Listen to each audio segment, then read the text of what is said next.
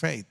అంటే ఎలాగా అన్నిటికంట విశ్వాసం గొప్పది. మన యొక్క బలహీనతల కన్నా ఆ బలహీనత ఒక వ్యసనం అవ్వచ్చు, లేకపోతే ఒక వ్యాధి అవ్వచ్చు, ఒక బాధ అవ్వచ్చు, ఆర్థిక సమస్య అవ్వచ్చు, ఏదైనా అవ్వచ్చు. కానీ వాటన్నిటికంటే విశ్వాసం గొప్పది. సో 2 కోణాల్లో కూడా మనము చూడాల.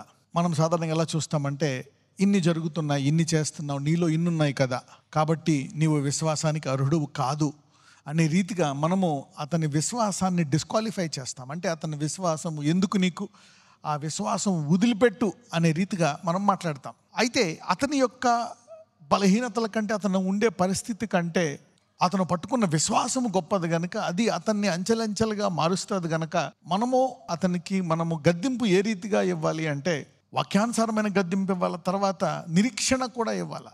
ఇది నీవు జయిస్తే బాగుంటుంది కాబట్టి నీవు విశ్వాసంలో ముందుకెళ్ళిపో, కానీ దీన్ని జయించే రీతిగా కూడా ఆలోచించి ముందుకెళ్ళిపో అనే నిరీక్షణ కూడా ఇవ్వాలి. సాధారణంగా మనము అంటూ ఉంటాం, పొద్దున్న లేచి నువ్వు బైబిల్ చదవవు, మళ్ళీ ఇవన్నీ చేస్తావు, మళ్ళీ ఇది చేస్తావు, అలాగే వెళ్తావు, గుడికి వెళ్తావు, ఇది చేస్తావు, ఇవన్నీ పెట్టుకొని ఎందుకు వస్తావు గుడికి.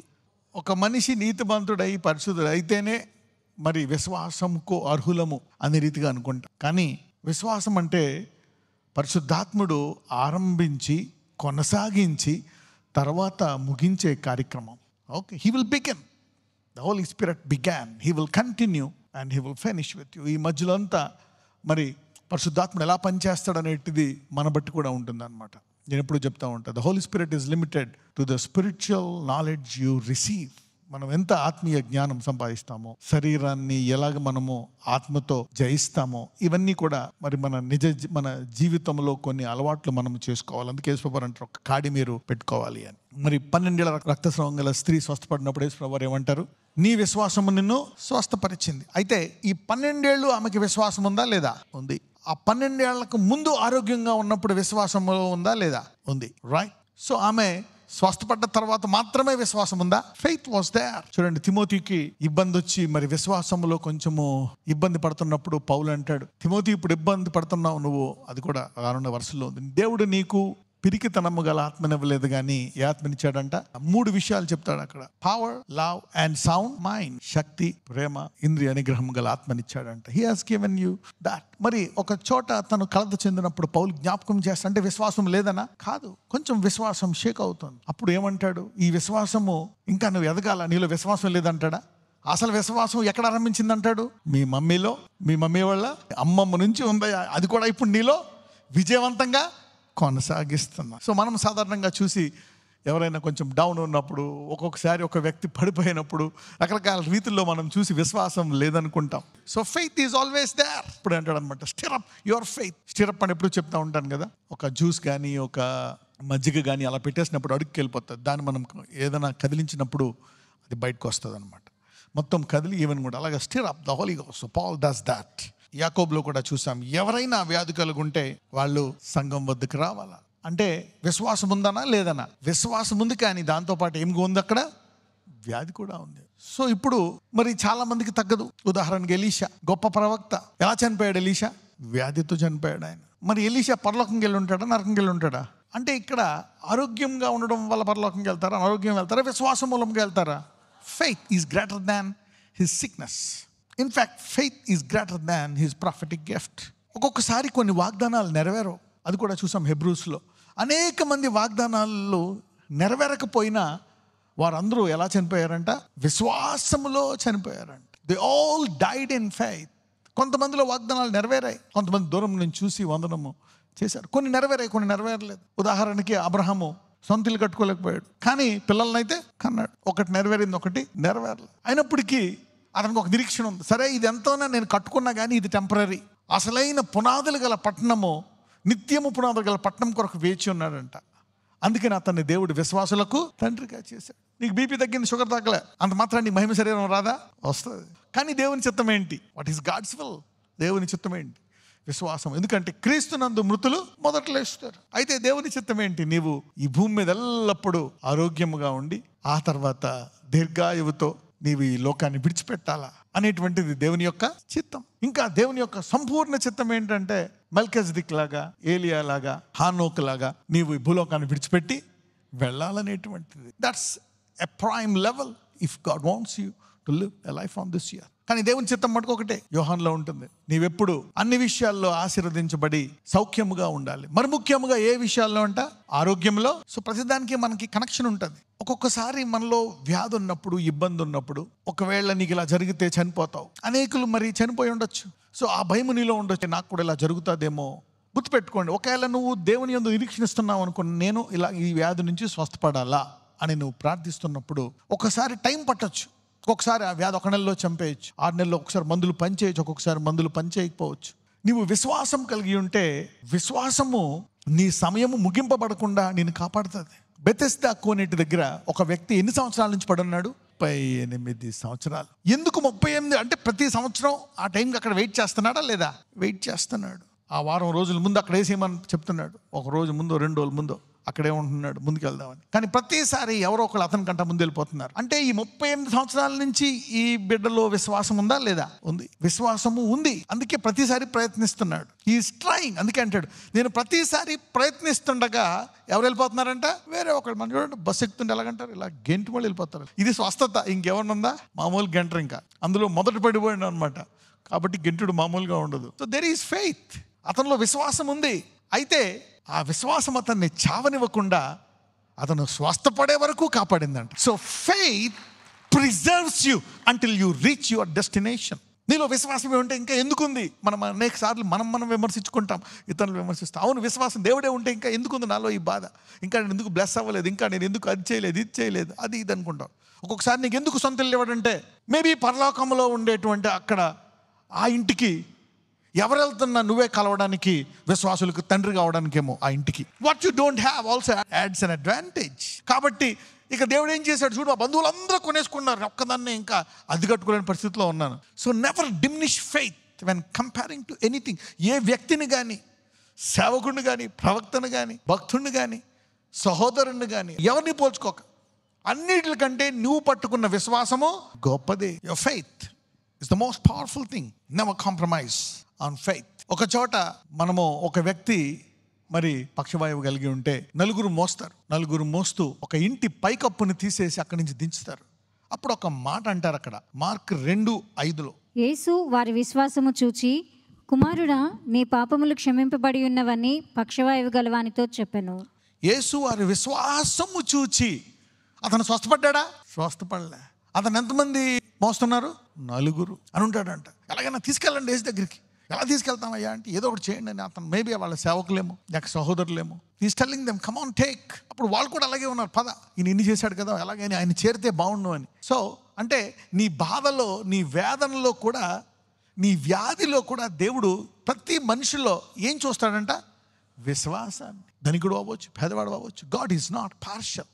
He sees faith is very precious in his sight. So faith preserves you, faith purifies you, faith erases your past, faith gives you a good future, faith is eternal.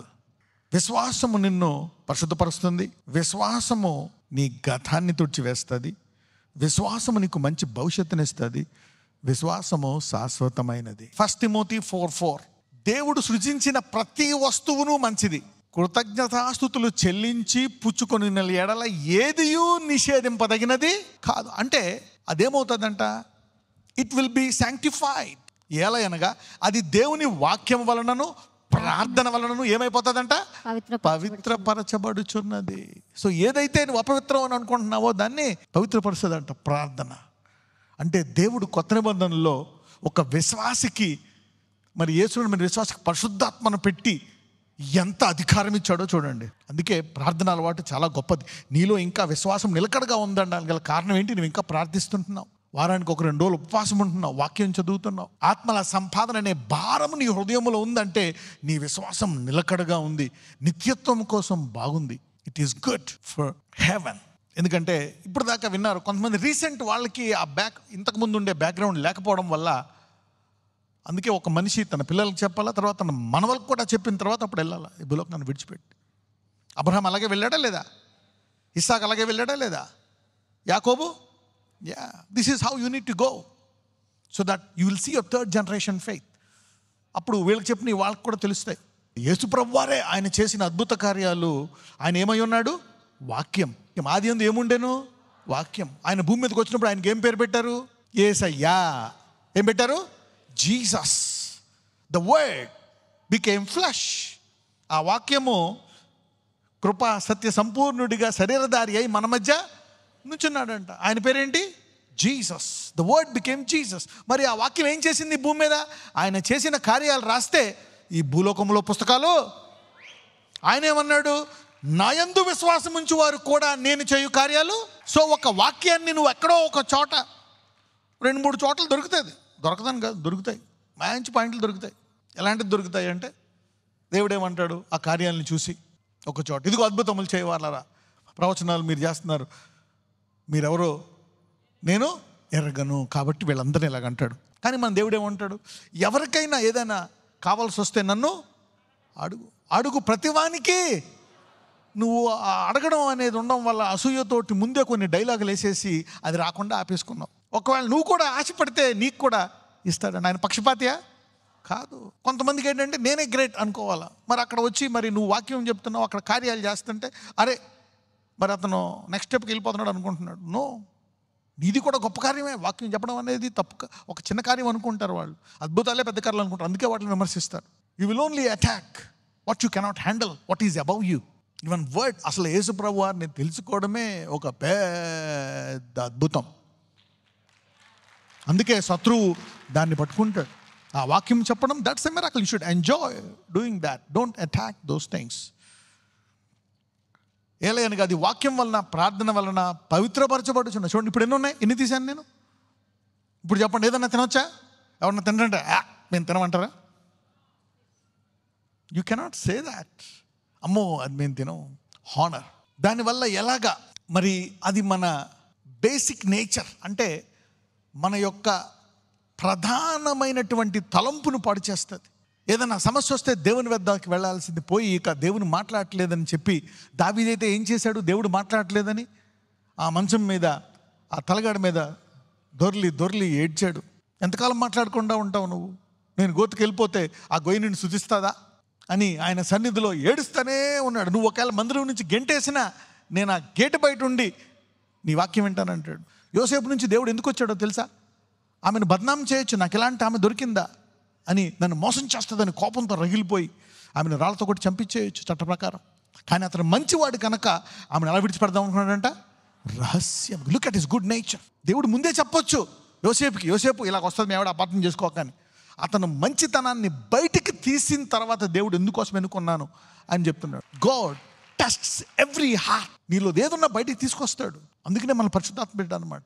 ఇంటర్నల్గానే warfare చేస్తాడు నీలో. ఇంటర్నల్గా నీకు చెప్తాడు అనమాట, ఏది మంచిది ఏది చెడుది నువ్వేం చేయాలి. అందుకే ప్రార్థన అనే పునాది మీద, దేవునితో సంబంధం అనే పునాది మీద కడతాడంట.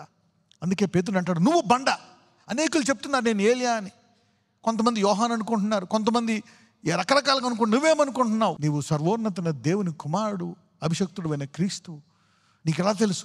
నాకు దేవునితో సంబంధం ఉంది, ఆయన నాకు బయలుపరిచాడు. నేను ప్రార్థిస్తాను, నాకు ప్రార్థించే అలవాటు ఉంది. ప్రభువా నాతో మాట్లాడు అని నేను గోజాడి ఎత్తిపెట్టి అడిగే అలవాటు నాకుంది. అందుకే ఇది ఆయన నుంచి పంపడు అంటాడు యేసుప్రభు వారు. పేతురు, ఇది నీకు తండ్రి బయలుపరిస్తే కానీ నీకు తెలియదు. You got a relationship. అందుకే చెప్తూ ఉంటారు, ఈ బండ మీద నేను సంఘాన్ని. ఆ పేతురు పర్ఫెక్టా? కాదు. ఎన్నిసార్లు తిరస్కరిస్తాడు? శపించుకుంటూ తిరస్కరిస్తాడు. అయినా నీలో ఎన్ని బలహీనతలు ఉన్నా, పేతురు దుడుకుతనం ఉన్నా, ఎన్నున్నా, నీలో ఒకటి ఉంది మంచి గుణం. ఆ గుణం ఉంది కనుక ఇవన్నిటిని నేను తీసేసి ఆ గుణం మీద నేను కడతాను అంటున్నాడు మందిరాన్ని. And enquiring heart. ఎవరైనా తప్పు అంటే తప్పు నాకు ముందే తెలుసు, రైట్, నో ప్రభువా ఏంటిది అని వెళ్ళి అడిగేటువంటి సామర్థ్యము బండ. మీ అందరూ కూడా తిరిగి మీ బండ మీద మీ జీవితాలను, కుటుంబాలను కట్టుకుందరుగాక.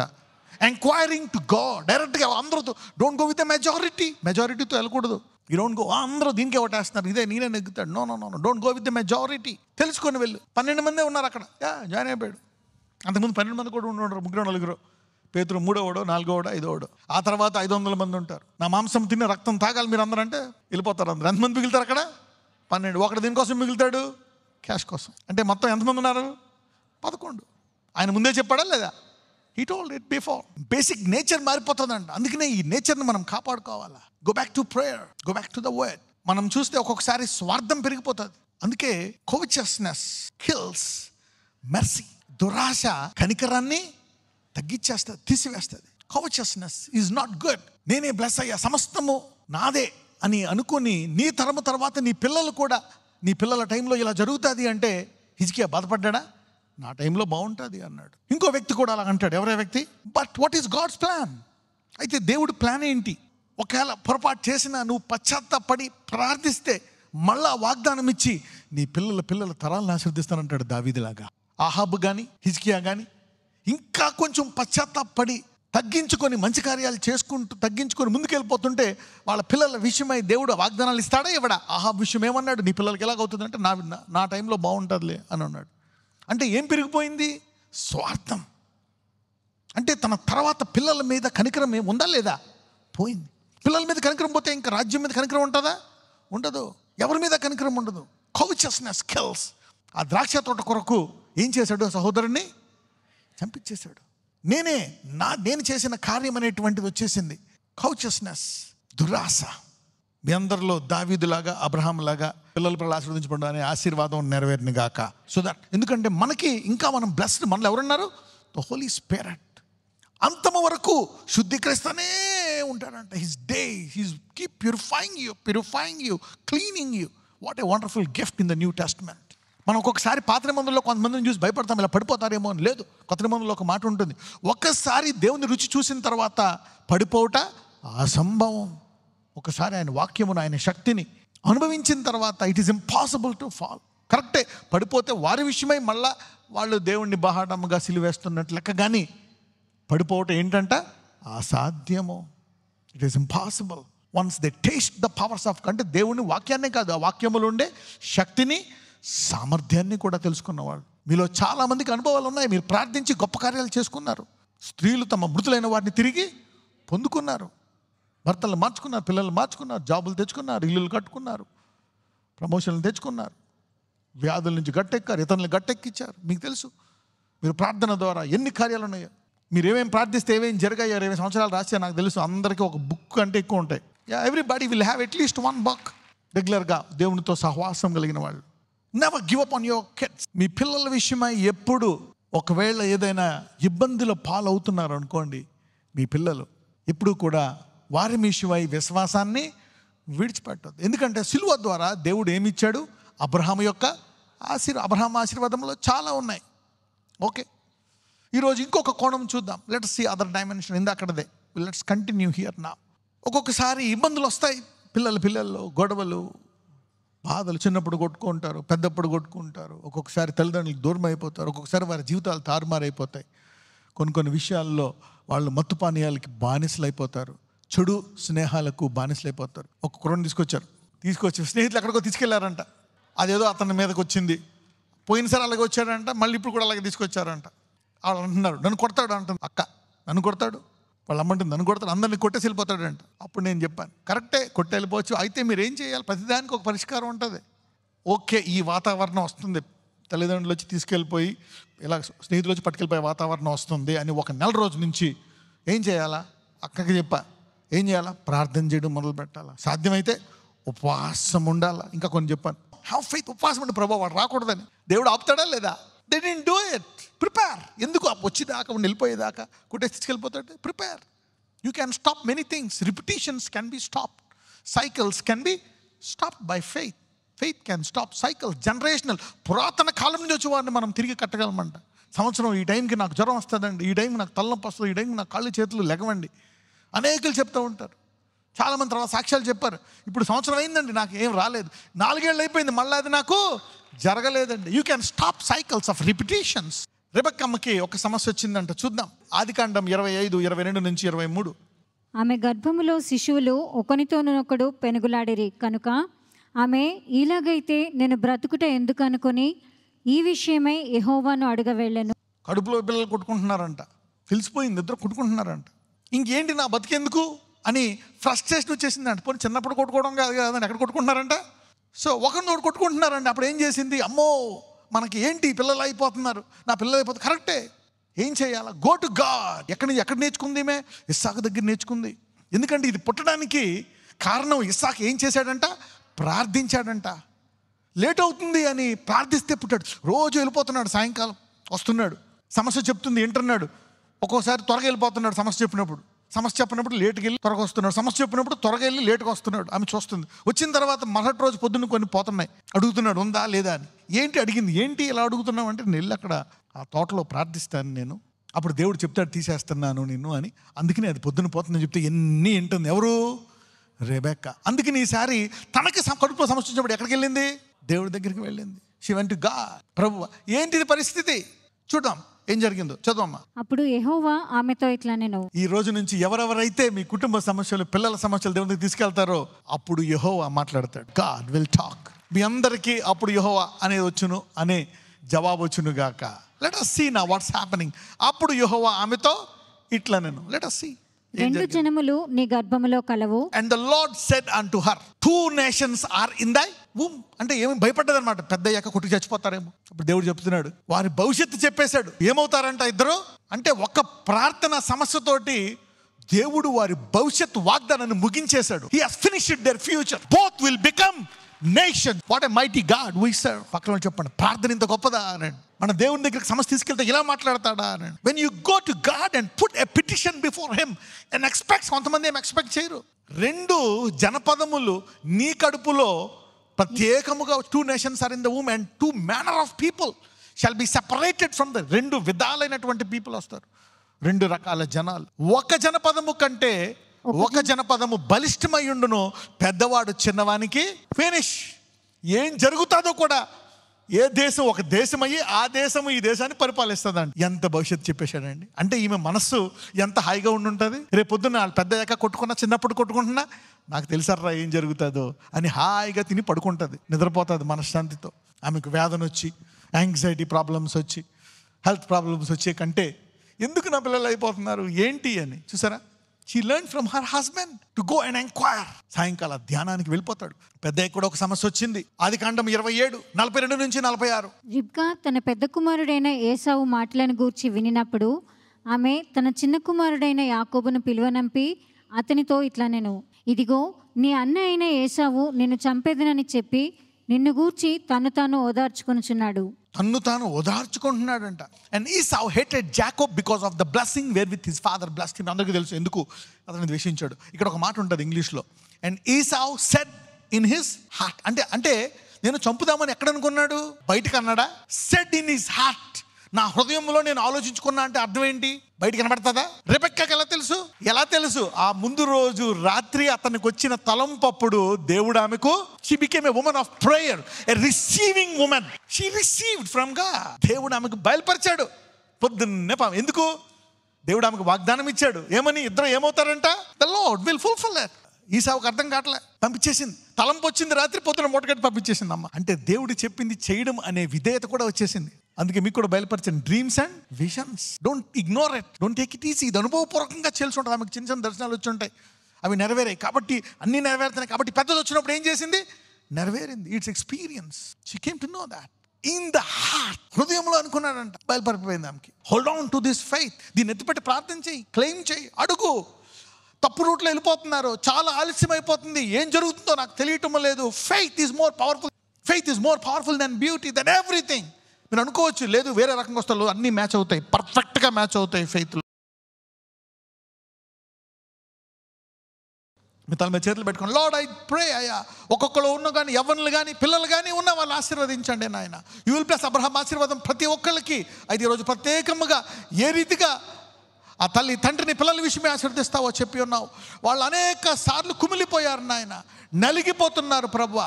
Lord heal them, bless them, revive them. ఈరోజు మళ్ళా పునరుద్ధానపరిచావు వాళ్ళ పిల్లల విషయమే, వాళ్ళ నిరీక్షణను. ఇదిగో నేను విడిచిపెట్టలేదు, చాలా దూరం వెళ్ళిపోయాడు, చాలా ఇక నాకు అమ్మనంత దూరం వెళ్ళిపోయాడు. దావీదు అంటాడు, అగాధ లోయలో వెళ్ళినా నువ్వు ఉంటావు, నేను ఎక్కడైనా చీకట్లోకి వెళ్ళిపోయినా, నేను ఎక్కడికైనా పారిపోయిన సముద్రంలో నువ్వు అక్కడ ఉంటావు. ఆయన సన్నిధి నుంచి ఏ మానవుడు దూరం అవ్వలేడు. సో గాడ్ దేవుడు అంటాడు, నీ పిల్లలు నా కంట్రోల్లో, I will change them, transform their hearts. నేను పంటగా ఇస్తాను, I will talk to them. దేవుడు రెబెక్కాకి ఎలా బయలుపరచడం, నేను నీతో మాట్లాడతాను, నీకు వాగ్దానాలు ఇస్తాను వాక్యంలో. ఇన్ జీసస్ మైటీ నేమ్, నజరేయుడైన యేసు నామమున ప్రార్థిస్తున్నాము తండ్రి, ఆమేన్.